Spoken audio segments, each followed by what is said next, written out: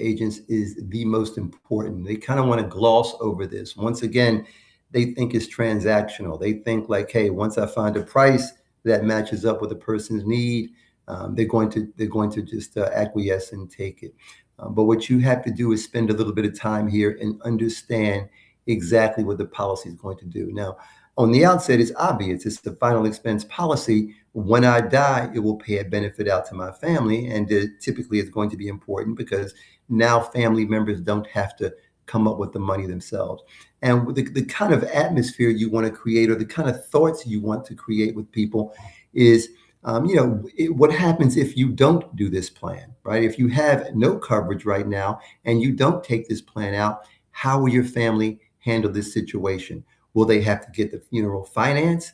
Will now that $10,000 funeral turn into 12 or 15 because typically you feel like you don't have any other choice but to deal with a particular funeral home? Are they going to pay interest on that? Are they going to have to finance it over years? So you want people to articulate these things because when they articulate these things, now they're on their conscious mind.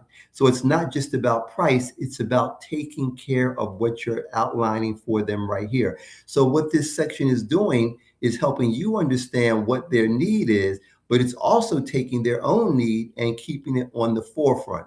So the decision is made about this buying reason, not about how much it costs.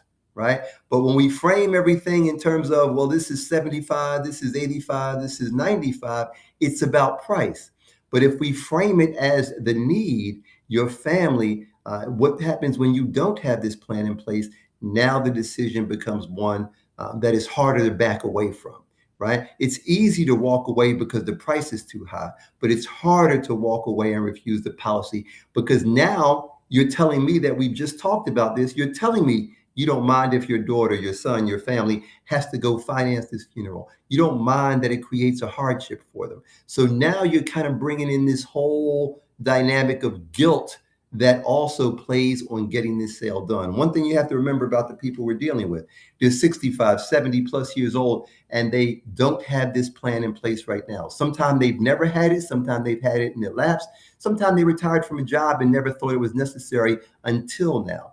But at this point, they don't have it. So for a lot of them, it's easy to keep kicking this can down the road. That's why the framework you put this in is very important. You don't want to make it about the price. You want to make it about not doing it and the repercussion of that. So understanding the buying reason, I always consider very important because when people don't move, this is what you lean back on to get them to move. So somebody tells me they're not ready to move forward. This is how